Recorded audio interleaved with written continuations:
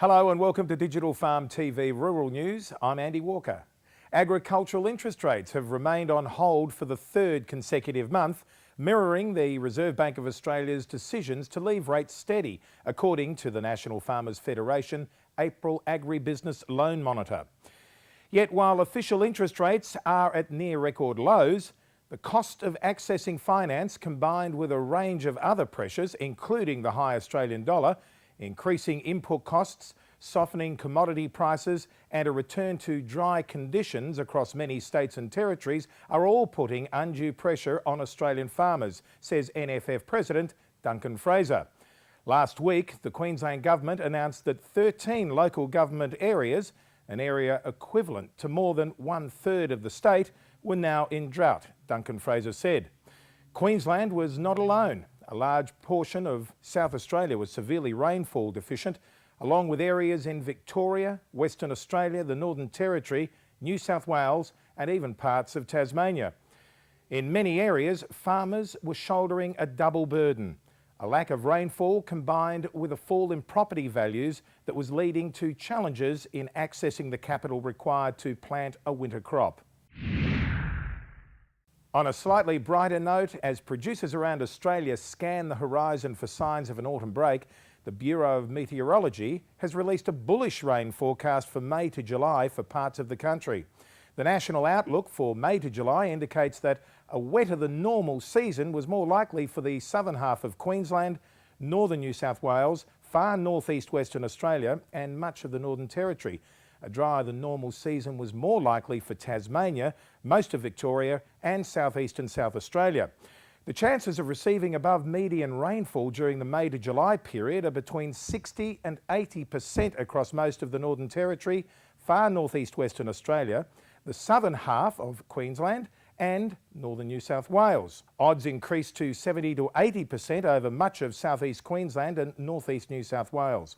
In contrast, the chances of receiving less normal rainfall across most of Victoria, southeastern parts of South Australia and Tasmania range from 60 to 70%. Grain and cereal growers can take steps in coming weeks to help keep the precious knockdown herbicide glyphosate working on their farms, according to the Australian Glyphosate Sustainability Working Group.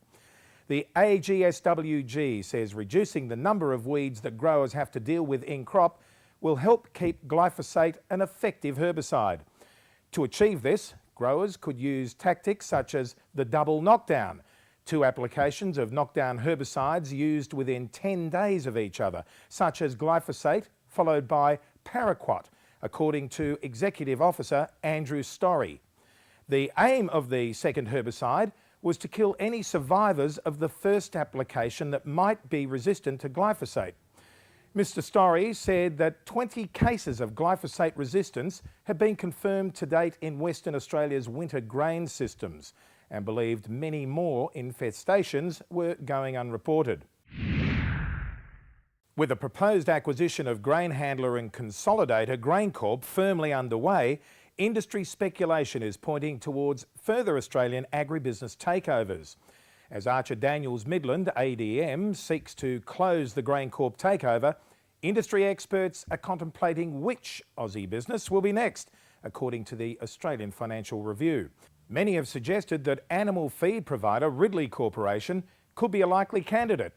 According to the Fin Review, agribusiness stocks are in demand after the GrainCorp board gave its backing to ADM's $2.8 billion takeover offer. According to Commonwealth Bank analyst Jordan Rogers, Ridley is in the spotlight due to the recent sale of its Cheetham Salt business to Hong Kong-based CK Life Sciences. Finally this week, animal welfare standards have been in the Northern Hemisphere news again. Calls for European welfare standards to be written into international trade deals were described as challenging by a Canadian delegate at the International Egg Commission conference in Madrid. A United States delegate openly questioned why South American and African countries struggling to feed their people should be required to adopt animal welfare standards introduced in Europe for emotional reasons. Producers in the 27 member states of the EU must now use only enriched cage, barn or free-range systems for egg production. But the EU is powerless to prevent battery eggs from other countries being imported and sold on the European market. Current World Trade Organization rules do not allow market protection on animal welfare grounds. Well, that's it for Digital Farm TV Rural News this week. I'm Andy Walker and I'll look forward to your company again next week. Bye.